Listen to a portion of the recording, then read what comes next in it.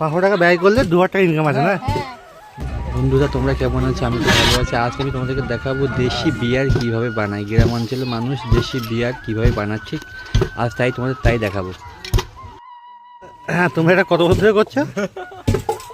হ্যাঁ বলো আমাকে। না, তোমাদের এটার উপর দিয়ে এনাদের জীবিকা নির্ভর করে, খুব কষ্ট করতে হয়। এটা খুব একটা সুন্দর জিনিস দেখলাম বন্ধুরা। দেখুন কত সুন্দরভাবে আমাদের গ্রাম বাংলায় কী সুন্দরভাবে দেখো। এটা হচ্ছে এই আমাদের গ্রাম বাংলার সব থেকে একটা সুন্দর জিনিস। এটা খুব সুন্দর। আমাদের 500 টাকা খরচা করে 2000 টাকা ইনকাম। 500 টাকা ব্যয় করলে 2000 টাকা ইনকাম আছে না?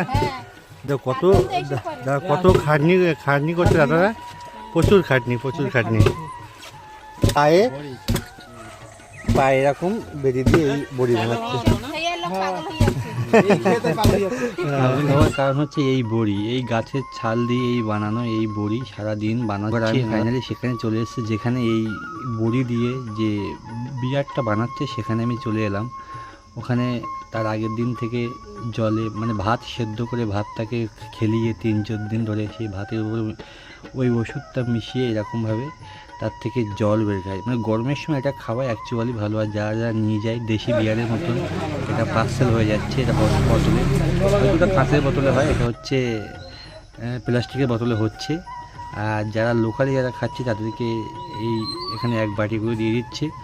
এটা শরীরের পক্ষে খুব ভালো এই জিনিসটা। আমাদের গ্রাম অঞ্চলে বেশি অংশ মানুষ এটাই ভীষণ খাটাখাটনি করে, তারাই এইসবগুলো খায় যখন অতিরিক্ত কষ্ট হয়ে যায়। এটা অ্যাকচুয়ালি খাওয়া খুব ভালো শরীরের পক্ষে।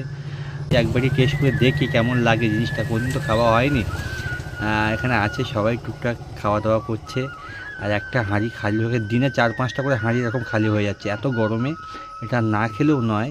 মানে তারপরে আমি ফাইনালি লাস্টে একটা বাটি নিলাম, নিয়ে একটু হালকা টেস্ট করে দেখলাম কেমন লাগে।